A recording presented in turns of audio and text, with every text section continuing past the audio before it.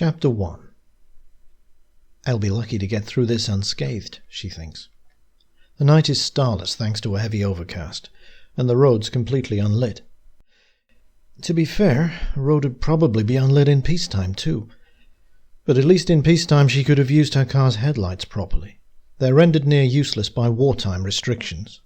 The headlights of her little Morris are masked by blackout covers with slits in them, compulsory in England in 1940. Rachel Rubin suspects she is lost. Ideally, someone who gets lost in the English countryside would simply find somewhere to stay in the nearest village. There'd be a quaint old inn of some kind, or perhaps a farm that took in guests. Unfortunately, finding the nearest village, or any form of habitation, isn't easy in wartime. She's approaching a crossroads now, touching a daring 15 miles per hour on this winding English lane. She stops her sputtering car as she sees a signpost, takes out her flashlight, and shines its feeble beam into the murk. Sure enough, the traditional fingerpost sign is useless. All the names have been whitewashed out, supposedly to baffle German invaders. It's frustrating and a bit ludicrous. As if an SS Panzer regiment wouldn't be able to find its way around without road signs. But it still brings home to Rachel how close she is to the Nazis. The Second World War is less than a year old, and only a narrow strip of water separates England from occupied Europe. And the enemy could come any day now. Unable to do much about that, Rachel needs to find somewhere to stay for the night. As she turns a tight corner, she gets a glimpse of a pair of legs in the dim glow of the masked headlights. Rachel heaves the wheel over to avoid the man and nearly ends up in the ditch. She blares her horn without stopping. Johnny Riley swears at the car as it disappears into the gloom. It's not the first time he's nearly been killed on these dark country roads. Just a year ago a man didn't run such risks. Now they've got this blackout and all the other wartime regulations, so if they're not nearly running over you, they're demanding to see your papers at checkpoints. He tries to avoid the authorities by going straight across country where possible. And security checks aren't the worst of it. Food rationing means that even generous folk have less to give wandering men of the road, like himself. There are bad times around the corner, Johnny lad, he thinks, but I've got no choice but to KBO. Keep buggering on, like they did in the trenches in the last war. He takes a deep breath, gathers his wits, and sets off again, trudging up the winding lane towards his destination. He doesn't need road signs to find his way. This has been his route for years, ever since he's been on the road. As a young man, he'd had a job, a sweetheart, and plans for a decent sort of life. Then had come the First World War, from which Sergeant Johnny Riley emerged with his share of battle scars, but also with mental wounds too deep for anyone to heal. He got a medal for courage under fire, but it was a poor exchange. He lost both his sweetheart and his job. He became a drifter like many others. Riley took labouring jobs around England until one day he found himself without a place to stay. And now he's a seasoned drifter with a keen eye for a likely place to sleep, and an excellent memory for vicious dogs and foul-tempered farmers.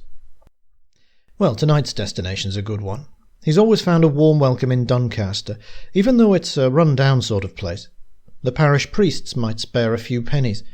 There should be a housewife who'd offer him breakfast in exchange for some garden work. The widow who runs the pub is a generous soul too. Last summer she gave him a pint of cider and a good meal in return for chopping wood. Yes, Doncaster's not too bad, all things considered. A good place to stop for a day or two. Quiet. Thought of rest brings his mind back to his ill-fitting boots. He found them yesterday in a heap of good stuff that had just been thrown out by someone with more money than sense. The boots are too big, so he filled them out with old newspapers. After a day on the road, he's growing very footsore. The sky, cloudy all day, is clearing up, promising a pleasant July night. With the threat of rain receding, he could sleep by the roadside under the hedge, or he can try to find a barn or shed to sleep in just in case. Beggars can't be choosers, he thinks, and smiles ruefully. If only everyone who used that old saying had to walk a mile in his boots. He'll have to find somewhere to settle down soon. Some might find the thought of sleeping in the countryside at night a bit spooky, but Johnny Riley, who's seen the best and the worst of the living through the years, has never believed in ghosts. Rachel Rubin is reasonably pretty, petite, with auburn hair, green eyes, and a light dusting of freckles on her pale skin. She's 23 years old, works as an agency reporter, and is still waiting to fall in love with England. As a little girl in New York City, she loved reading Dickens, Hardy, and other Victorians, along with less literary but more romantic fiction. She often imagined herself running across rolling English fields in some sort of fancy lace-trimmed gown, then falling into the arms of a young, strangely handsome, and very rich lord of some kind. Like many childhood fantasies, these notions evolved into something a little more sophisticated. When she was assigned to the London office of the Global Press Agency, she imagined bumping into a handsome British officer during a bombing raid on London. In her fantasy, he'd grab her manfully and pull her into the shelter of a doorway, describing her as a little fool for being out while bombs were falling. There'd be an exchange of well-crafted insults, as in all the best movies, and then the bickering would give way to a passionate kiss as a siren wailed to underline the drama. Things didn't quite work out like that. She arrived in Liverpool by liner after a nightmarish crossing during which their convoy was attacked by U-boats. Ships that were hit by torpedoes were simply left sinking, their crews in lifeboats if they were lucky. Charlotte Marsh, a young British journalist who befriended Rachel, told her that this was because U-boats picked off any ships that stopped to rescue survivors. Charlotte stayed in touch after they reached England, since they both worked in London. She suggested Rachel visit what Charlotte called, rather playfully, the British Atlantis. You're kidding. As if I would. It's called Doncaster, and it's in Suffolk. Well, most of it's in the sea now. It's off the coast of Suffolk. But you get the idea. Rachel asked why a town that was mostly underwater would be of much interest to anyone. Well, Charlotte replied, it's charming and picturesque. Americans might like to read something about the quirky oddness of little old England. Local colour stuff, you know. For instance, even though most of the town was submerged in medieval times, it continued to elect members of Parliament. They used to row the voters out on election day so they could cast their ballot while floating above the town square. I suppose it does give a new meaning to the term floating voter. All right, said Charlotte, smiling. They say you can sometimes hear the bells of sunken churches ringing underwater on a calm night. How's that for spooky? Now that's more like it. Spooky sells. Tell me more. Charlotte told her a lot more. It seemed that something interesting might soon be uncovered in Doncaster. It was the sort of story that might earn Rachel a promotion and a chance to become a real war reporter. Her editor took a little persuading at first, but then she came up with a killer argument. Even if she didn't come back with a great story, at least she'd be out of his hair for a few days. Well, it seemed like a good idea at the time. And so here she is, lost in the middle of nowhere. At the next crossroad she has the choice of 3 routes. She can see no evidence that any one of them is better than the others, but she assumes that the one to the right should lead to the sea, so she takes it. Things take a turn for the better after she nearly kills a guy. One moment there's nothing in the feeble radiance of her headlights, and the next a figure suddenly appears waving its arms above its head. She slams on the brakes and her car screeches to a halt among some angry shouts and a sprinkling of fine old English obscenities. Leaning out of the car, Rachel shouts, "What's the hold-up, fellas?" "Look, it's an American, and a girl. Reckon it's Betty Grable, then?" She hears a lot of wolf whistles, quickly stifled by a voice of authority telling you lot to put a bleeding sock in it. Sure enough, it's a bunch of British soldiers. As her eyes adjust to the gloom, she can see they're trying to pull their truck out of a ditch. The man who waved her down comes round to the driver's side and says, "Sorry, miss, but with typical military efficiency we've managed to block the road with our bloody 3-ton truck, if you'll pardon my French. You'll have to go back, I'm afraid. It'll probably take these clowns all night to pull it out." Rachel smiles up at him. From what she can see, he's a good-looking guy, probably a junior officer. Not that she's really out here looking for romance, but a girl can't be blamed for looking. "Hey, maybe I can help, if you've got a tow rope, that is, and if I can find reverse gear on this thing." "That'd be marvellous, miss. Hang on." He goes back to the truck, finds a tow rope, which is quickly secured to the front axle of the Morris. "No, not the bumper. We don't want to break the nice young lady's motor, do we?" There's no way the little automobile can shift an army truck on its own, but with a dozen men pulling on the rope as Rachel works the clutch, the truck is eventually freed from what is, luckily, a shallow ditch. This triumph of transatlantic cooperation is marked by an ironic cheer, followed by an off-key chorus of "Yankee Doodle came to London" that reduces Rachel to giggles. "Don't you guys know the Star-Spangled Banner or something?" she demands of the young officer as he unfastens the tow rope. "Sorry, miss, this lot are a bunch of bloody Philistines," he grins. "Well, we'll be on our way and let you get on." "Hey," she cuts in, "maybe you guys can help me. I'm looking for a place called Doncaster." "Well, that happens to be where we're going, miss. If you'll just follow us, we'll be there in half an hour or so, assuming that genius Jenkins doesn't land us all in the ditch again." "That's great. My name's Rachel, by the way, Rachel Rubin. I'm a reporter." "A pleasure to meet you, Miss Rubin. Lieutenant Tony Beaumont of His Majesty's Royal Corps of Engineers, at your service." "Well, Lieutenant Tony Beaumont, would you care for a lift? I could do with an extra pair of eyes on these dark country lanes." "That's very kind of you, miss. Happy to oblige. I'll just explain the situation to my team and then we'll be off." Soon they're on their way. Rachel explains to the lieutenant about her assignment for the agency and her need to gather information about England in wartime. "Ah, local colour, very important," says Beaumont. "Don't forget to mention the terrible food, and all in very small portions." "I know," she says, laughing. "I couldn't believe it when I ordered dinner at my hotel and got what looked like yesterday's leftovers." "It's the terrible food that keeps us going," he says. "After enduring British Army cuisine, nothing that happens during the actual fighting can be that bad." They chat as Rachel follows the truck, weaving through a maze of little country lanes. Tony Beaumont's good company. One thing that's impressed her is the way the Brits still manage to be cheerful, albeit in a low-key, cynical way. The British don't have much to be cheerful about, what with their disastrous record so far. Since hostilities commenced in September 1939, the conflict with Nazi Germany was marked by a steady stream of retreats, sinkings and evacuations. While nobody's talking about defeat, not yet, nobody's under any illusion that the war will be over quickly. With America still neutral, the British stand alone against the Nazis.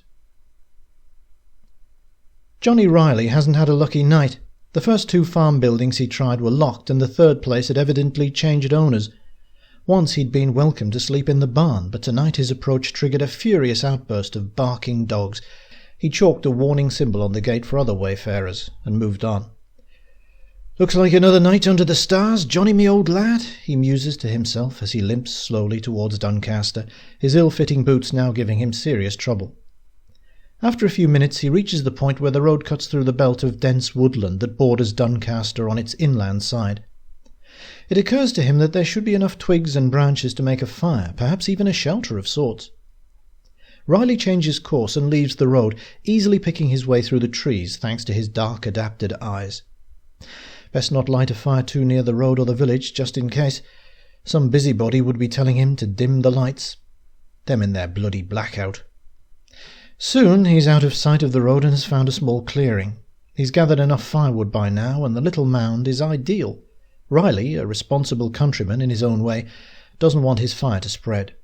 He sets down his pack, carefully builds his fire, and takes out a box of matches to light up the twigs. Orange flames start leaping up as they warm his hands. He takes his boots off, moaning at the relief, then gets out some cheddar and a few slices of bread. A bit of toasted cheese will cheer him up, take his mind off his sore feet. He searches for his pocket-knife. For a second he pauses, to wonder about the eerie silence. Riley has made his way through enough woods by night to know that they're never truly silent. Owls, foxes, badgers, nightjars, and other kinds of birds and beasts have their own distinct cries. Yet tonight he can hear nothing but the gentle whisper of a light wind stirring the leaves of the trees. "Yeah, it's nothing to worry about," he says loudly to boost his spirits. But after he opens his knife, instead of slicing a piece of cheese, he stands up and turns around slowly, peering into the trees. His small fire throws a feeble glow a few yards. Only the nearest tree trunks are touched by its flickering orange light. "Anybody there?" he shouts. "Come on, lad. Old soldiers don't jump at shadows." Then an unpleasant thought occurs to him. Life on the road is tough, and not just because of police officers and magistrates. There are beggars who prey on others, dark-souled men who won't hesitate to beat you senseless or slit your throat for nothing more than the shirt off your back. Riley has defended himself, more than once. "Hey, anybody there?" He raises the knife so that the blade gleams in the firelight. There's no reply, of course. Only the sound of the breeze in the trees, a wordless whispering that seems to come from everywhere and nowhere. "Nothing to be scared of," he tells himself. "You've camped out 1,000 times." Something about the breeze bothers Riley. He looks down at the fire and sees the flames leaping straight up. Yet he can hear the breeze. It's growing louder. Why can't I feel it on me skin then? Because it's not a breeze, you old fool. He can't deceive himself any longer. The whispering's not that of a gentle wind playing through leaves and branches. It's something very different. The insistent sound grows louder, more articulate, and it sounds hateful and threatening. He can't understand the words, but the sentiment behind them is clear enough. All around him rises a thin chorus of hostile voices. He spins round again, waving the knife at shadows as the sound closes in. Shadows everywhere, and somehow it seems to him that there are more shadows than trees to cast them. Then he sees it. The form stands at the very edge of the firelight, so that all he can make out is a blurred outline. He squints into the gloom, trying to see a face in the flickering glow. Surely there must be a face. You can't whisper without a mouth. "What do you want?" he shouts, trying to boost his courage by making as much noise as possible. But again his trembling voice betrays him. I've got a knife." "As if they can't see that, you bloody fool."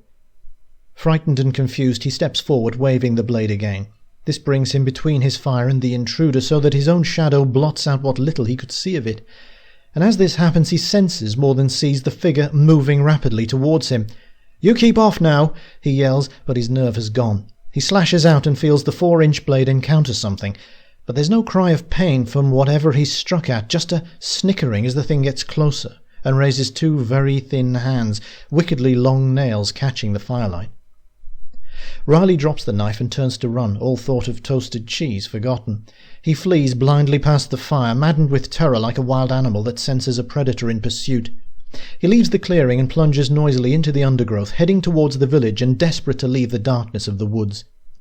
As he runs, Riley feels sharp, nailed fingers clawing at his back. They're weak at first, but seem to grow stronger, as if feeding on his fear. He screams as a bird bursts out of cover and flies past his head. Disoriented, he almost falls, regains his balance and runs on. There's something bright ahead of him, moonlight glinting off the waves of the North Sea. A line of black rectangular silhouettes reveals the cottages of Doncaster. He feels a surge of hope, but then another gaunt figure springs up in front of him like a monstrous jack-in-the-box. He tries to swerve around it, stumbles and falls. He lands awkwardly and is winded. The clawing hands are much stronger now, becoming even more substantial. As Johnny tries to crawl on towards the light, he feels them ripping through his clothes. He rolls over to look up at the grotesque things looming over him, and his last remnant of sanity slips away. He gropes for his war medal, takes out the one thing he owns of any real value. "Leave me alone and just take it," he implores, holding out the dull metal cross. "I never done nothing." If his attackers can hear him, they show no sign of willingness to bargain. One figure raises its hand. As he anticipates the slashing stroke, Riley feels a sudden, terrible pain in his left side. He sees the horrifying face above him fade to blackness, realizing that the heart, which has endured so much in war and peace, has finally failed him. Chapter 2. The overcast clears just as they approach Doncaster, following the rule that English weather only improves at the moment it doesn't matter. As Rachel follows the army truck towards the coast, she first spots the silhouette of a church tower, revealed by the blue glow of the summer night. Peering at the cluster of buildings ranged alongside the tower, she makes out what seems to be a single street leading up to the church. It's only as they get closer that she realizes the buildings are dangerously close to the cliff edge. The church tower is undersized.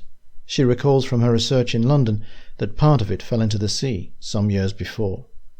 She's so tired after the long drive from London that she almost runs into the back of the truck. "Watch it!" shouts Lieutenant Beaumont. As she hits the brakes, she can just make out the grinning faces of the soldiers in the back of the truck.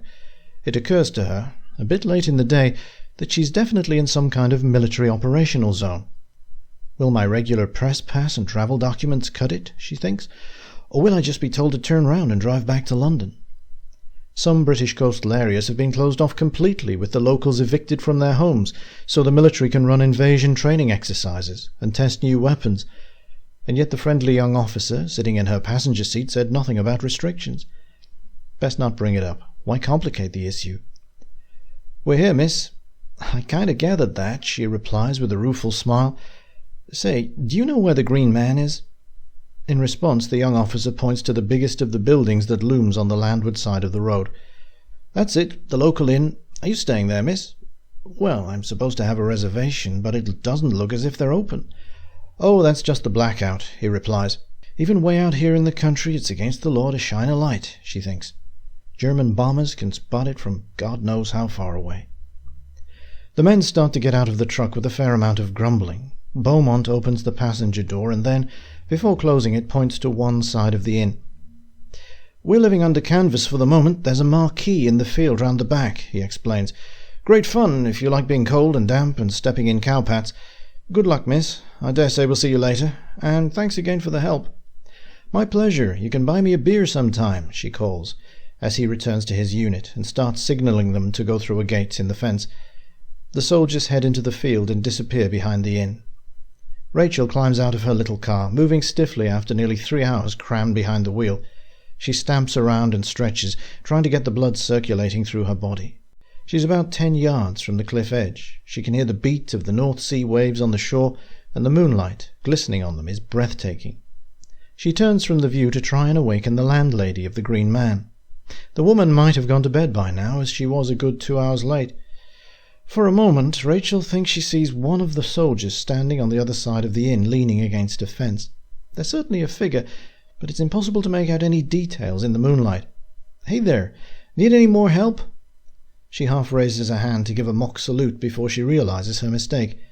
No, it's just a lonely little tree moving in the breeze. This light really does play tricks on your eyes. Rachel peers more closely at the moonlit shape. Is it a tree or a man? Then she feels a chill run down her spine as she makes out a face, skull-like, with gaping mouth and eye sockets. The sea breeze blows more strongly for a moment, ruffling a ragged cloak and stirring a few strands of lank hair around a hideous face. Oh my God, it's a corpse. Somebody's propped a dead body up against the fence. Stifling a scream, she tries to keep her sanity despite the panic welling up inside her. It's insane, of course. Nobody would do such a thing to a corpse, least of all here. And then she realizes that there is a much simpler explanation. It's obviously a scarecrow, a pretty grim-looking one, but that's kind of the point. She feels like an idiot as relief washes over her. Some fearless war reporter you turned out to be, frightened by some old clothes on a stick, probably with a turnip for a head. But a small doubt surfaces. Why would anybody prop a scarecrow against a fence at the end of a field? Shouldn't it be in the middle to scare off the crows or whatever pests they get round here? She figures there must be a good reason to prop it up there. She's a city girl, after all, and knows nothing about English country ways. It has to be a scarecrow, probably just dumped there by some farmer. The moonlight plays tricks on your eyes. Of course, she could just walk up to the thing and make sure. Instead, she resolutely turns her back on the scarecrow and walks up to the door of the Green Man. She tries not to imagine the scarecrow slowly climbing over the fence, setting its feet onto the gravel, then advancing with stiff, slow steps towards her, arms outstretched. She knocks at the door. There's no answer for a few moments, and she hears a slight creaking noise, as if something old and stiff is moving. Just the wind, nothing to worry about. She's about to knock again and do it more loudly, but she hears a window opening above her. "Yes, who is it?" "Hello," she calls out, trying to keep her voice level. I'm Miss Rubin. I have a reservation. I spoke on the phone to a Mrs. Bishop." "Oh yes, miss. I'll be right down. Just you wait there now." There's a pause, then the window slams shut. She hears footsteps descending wooden stairs, then the reassuring sound of bolts being slammed back. A flood of yellow light almost blinds her. "Come on in, miss. Sorry, I was just getting ready for bed. I was expecting you hours ago." Molly Bishop, the landlady of the Green Man, is a dark-haired, statuesque woman who radiates calm and good humour. She offers Rachel the inevitable cup of tea before leading her up 3 flights of narrow stairs to a little attic room, apologizing all the while for not having something better. "All our biggest rooms are taken, you see, miss. Very busy it is, even with the war and everything. Just fancy that." "No problem," says Rachel. "Believe me, I could sleep in a ditch after that journey." Then, realizing what she said, she adds, "But I'm sure the room's really lovely." Molly laughs, throwing a glance over her shoulder. "I'm sure it's a bit small by your standards, miss, but the mattress is clean and soft, and it's nice and quiet round here. I reckon you'll have noticed that already." "It certainly is quiet. I'm not used to the countryside at all. I noticed a scarecrow out in the field. Gave me quite a scare, I can tell you." Molly pauses for a moment before going on, remarking, "Oh, you must be mistaken, miss. No scarecrows round here, not so far as I know. This here's sheep country by and large." Well, that was definitely no sheep I just saw. But Rachel is too tired to argue. Molly shows her to a tiny room that's slightly smaller than her childhood bedroom. She undresses, crawls between the sheets, and falls asleep straight away. In one of Doncaster's few surviving cottages, a woman is trying to comfort a frightened child. Betty Jones almost regrets taking Mary in. Almost. When her Jack joined the Navy, her home suddenly felt too big for her, especially at night. She and Jack always wanted children, but they'd been unlucky. So when thousands of youngsters were evacuated from the big cities because of the fear of German air raids, Betty gave one of them a home. At first, Mary had been everything she'd hoped for. The girl, thin and sickly-looking, had flourished in the sunshine and the fresh air of the coast. But over the last few nights things have become difficult. Betty can understand nightmares, but the girl slept so well at first. Only during this past week, after months of peace, has Mary asked to sleep in Betty's bed. "But what's frightened you?" asked the woman. The girl mutters something, looking out at the moonlit landscape beyond the cottage. "What is it, darling?" "It's the Raggedy Men," says the girl, looking up into Betty's face. "They're so angry. They weren't angry before, when I came. They were just sad and lonely, wandering about, lost. But now they're angry."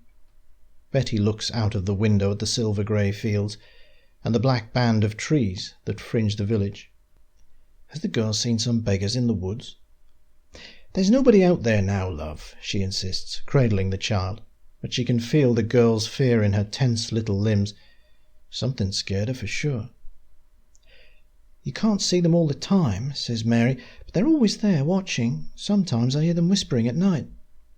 Betty's about to dismiss the child's fears as stuff and nonsense, a favourite phrase of her own mother, when a faint scream cuts through the tranquil night. They both freeze, Betty staring out at the woods, while Mary closes her eyes and clings even more closely. "It's just a fox, that's all. They make funny noises sometimes," says Betty. But when Mary asks to sleep in her bed tonight, she feels relieved that neither of them will be sleeping alone. Rachel's tiny attic room at the Green Man is comfortable enough, which makes it all the more strange that she finds herself drifting up and away from the bed. It's just a dream. It doesn't help. She doesn't want to float away, to pass through the attic window and see the inn grow small below her. But she knows she will, and she does. This is wrong. This is dangerous. I don't want to go. Fear possesses her. She has no idea what she fears, what the threat may be, which only makes it worse. Knowing that she's dreaming doesn't make her feel any better. She's moving along the coast. Doncaster is laid out below her like a toy village on a tabletop, its single street of cottages, its compact church. It's the church she's heading for. She sees the 3 walls of the graveyard and the place where the 4th should be. Now that wall's gone, and the tombstones are leaning over the edge of the cliff, the latter eaten away by untold centuries of tide and storm. Something shines out from the church tower, a pale blue radiance that draws her to it like a moth to a lamp. As she nears, she realizes that it's a coat of arms, a shield inscribed with symbols, 3 golden crowns. The blue glow fades, and she's carried away from the church, across what remains of the old graveyard, and out over the sea. She knows the thing she fears is closer now, the thing she doesn't want to see. She drifts down towards the grey waves as she sees the moonlight on them. Closer, closer. "No, I'm not going. You can't make me." Now she's under the sea, descending through the moonlit waters. The light fades, but then a shining plain appears beneath her, a vast expanse of pale sand marked here and there by what must be the ruins of walls. She remembers the destruction of medieval Doncaster, the breaching of its flood defences. This is a city of the dead. Down, down, still further down, and now she's through the seabed, entering the world of things long buried. Again darkness, soon broken by a dim light. A shape forms and grows clearer, the curved hull of a wooden ship. If it weren't for her fear, she'd admire its beauty. The ship has a crew, or are they passengers? Whatever their function, she knows they are the source of her terror. One lies asleep or dead, while 3 stand round him keeping watch. All are still, yet she has a sense of power barely contained. There is danger for intruders, and she's moving closer. Now she can see the figures more clearly. The man lying on the deck is long dead, his face a skull, eye sockets gaping and bony jaw slack. His fingers likewise are bare of flesh. But it's what he clutches on his chest that draws her gaze. The crown shines with golden light and is adorned with ruby and azure gemstones. It grows huge before her dream eyes, and she reaches out to take it. She knows this is the worst possible thing in the world she could do, as, with perverse dream logic, she tugs the crown from the skeletal hands of the long-dead king. "No, no, I mustn't." Her head is pulled back, and she feels strong, bony fingers entangled in her hair.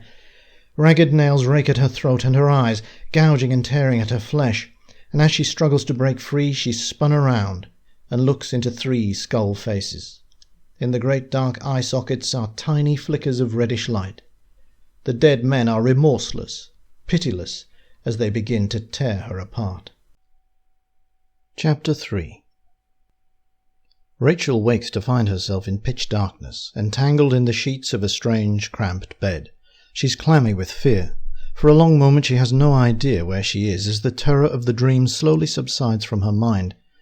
Gradually her sense of reality returns, and she becomes aware of who and where she is. The blackout, of course. She scrambles out of bed and gropes her way to where the window must be. It takes a minute or so of fumbling before she can take down the thick Hessian curtain. As she does, the light of a new risen sun floods in, as welcome as an old friend. The sea sparkles and the sky is cloudless.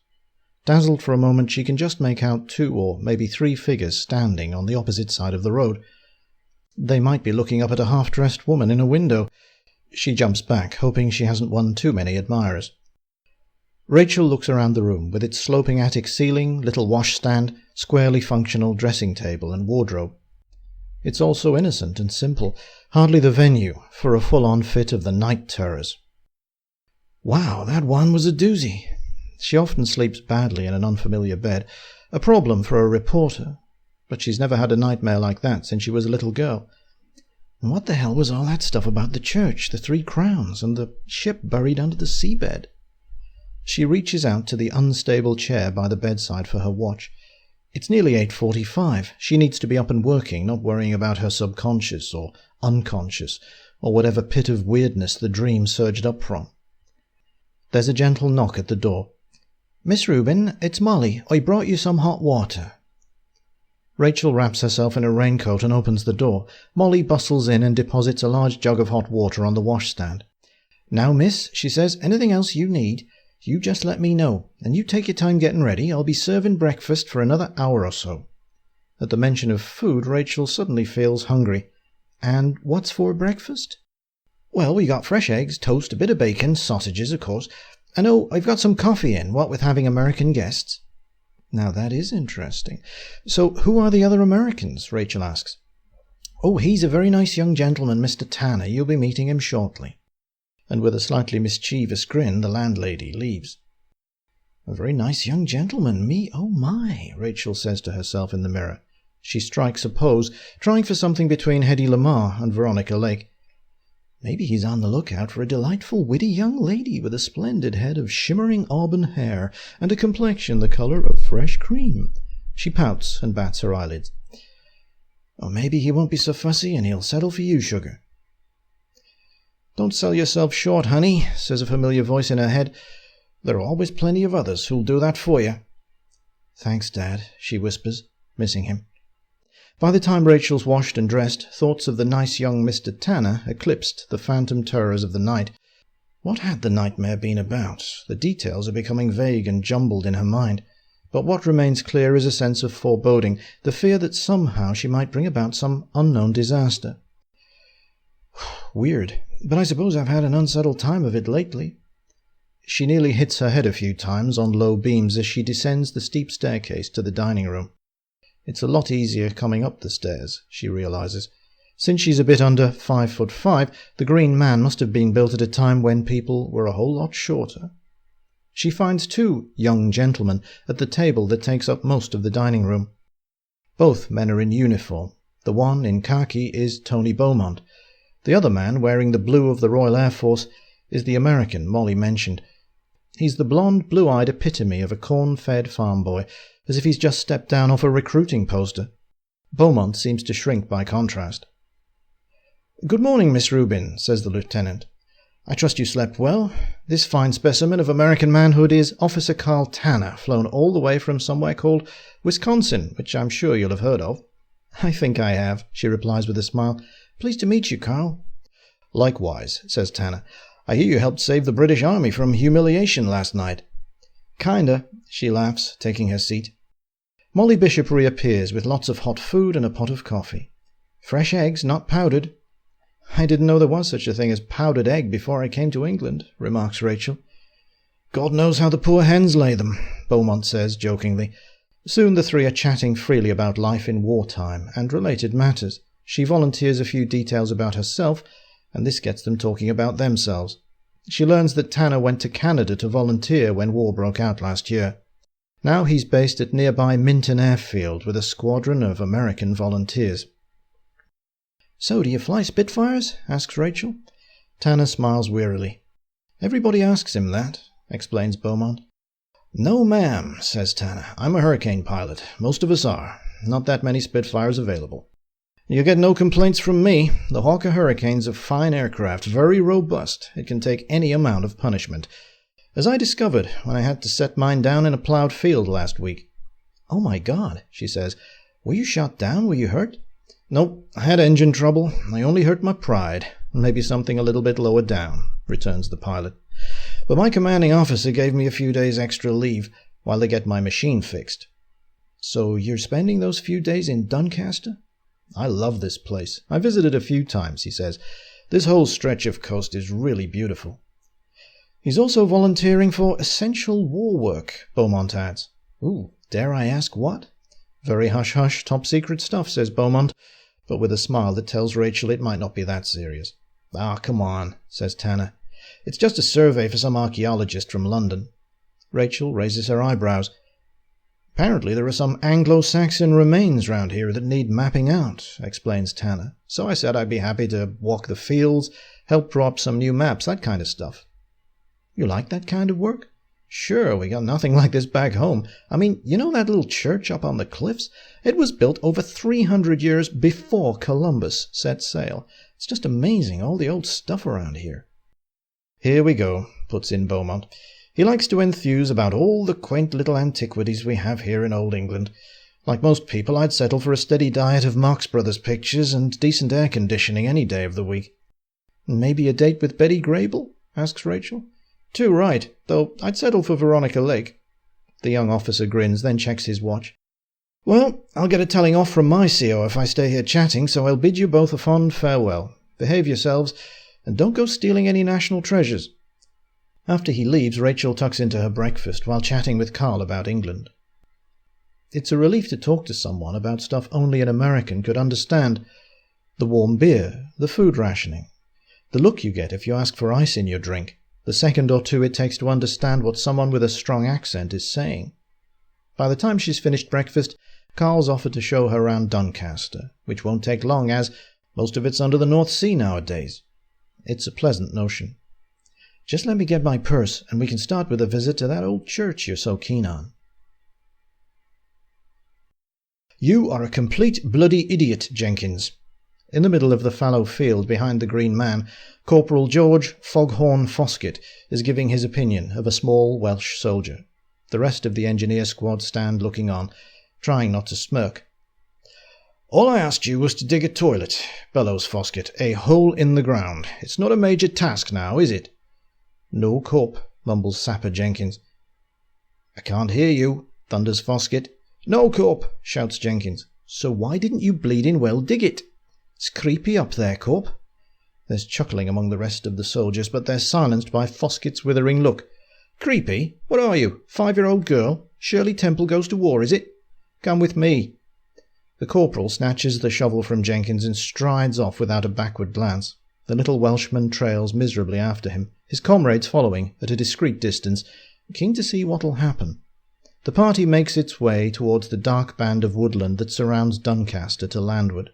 Foskett stops a few yards short of the tree line, shoves the blade of the shovel into the earth and says, "Right, let's try this again, shall we? I want you, Sapper Ivor Jenkins, spinster of this parish, to dig a nice deep toilet so the nice landlady with the big knockers won't have to complain to Mr. Beaumont about all you riffraff blocking her toilet any more. Is that simple enough?